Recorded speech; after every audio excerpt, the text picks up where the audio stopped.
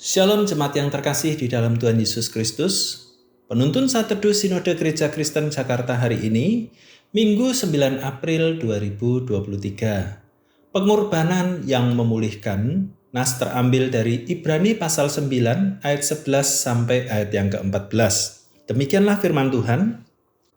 Tetapi Kristus telah datang sebagai imam besar untuk hal-hal yang baik yang akan datang.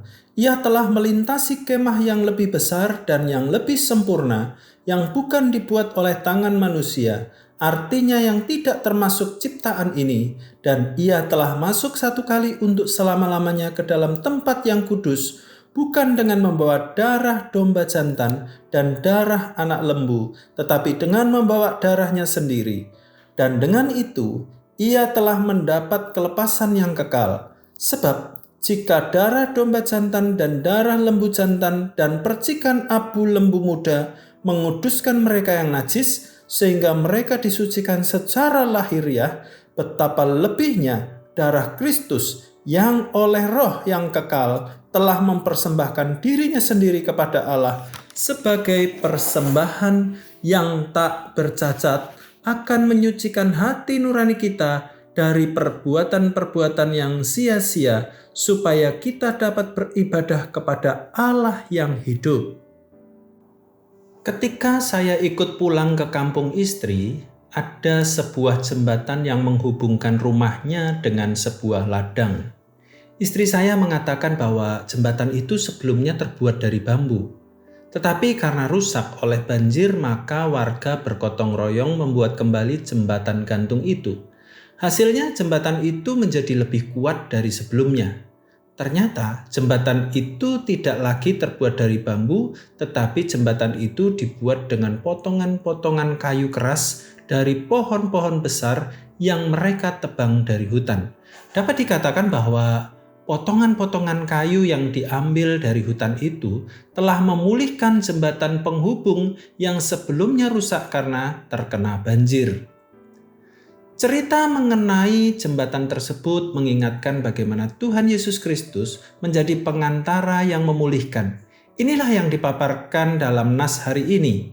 Ayat 11 tertulis bahwa Tuhan Yesus bertindak sebagai imam besar. Sebagai imam besar, Tuhan Yesus tidak membawa darah domba jantan dan darah anak lembu seperti yang dilakukan oleh imam besar lainnya. Ia membawa darahnya sendiri di kayu salib dengan pengampunan untuk dosa manusia. Pengorbanan Tuhan Yesus yang mencurahkan darahnya cukup satu kali untuk selama-lamanya, karena pengorbanannya di kayu salib telah lengkap dan selesai. Darah Tuhan Yesus yang tercurah di kayu salib memulihkan kembali hubungan manusia dengan Allah. Ayat 14 menyatakan bahwa lewat darahnya, ia menyatakan hati nurani orang-orang yang percaya padanya disucikan, sehingga mereka dapat beribadah kembali kepada Allah yang hidup dan melayaninya dengan penuh keyakinan. Karya pengorbanan Tuhan Yesus di kayu salib sungguh sempurna. Kita tidak perlu lagi melakukan persembahan korban binatang. Melalui pengorbanan Tuhan Yesus di kayu salib, semuanya telah cukup dan mampu memulihkan. Manusia yang sebelumnya terpisah dengan Allah akibat dosa, hubungan dengannya dapat dipulihkan. Manusia dapat berelasi kembali dengan Allah yang kudus. Mari kita yang percaya pada Tuhan Yesus, kita tidak boleh menyia-nyiakan pengorbanannya di kayu salib dengan hidup yang sia-sia. Mari kita wartakan kabar baik ini, yaitu pengorbanan Tuhan Yesus yang memulihkan kepada mereka yang belum mengenalnya, sehingga mereka pun bisa merasakan pemulihan yang sudah kita rasakan. Pengorbanan Tuhan Yesus di kayu salib adalah pengorbanan yang sempurna. Melalui pengorbanan Kristus, hubungan manusia dengan Allah dipulihkan kembali. Selamat Paskah, Tuhan Yesus memberkati.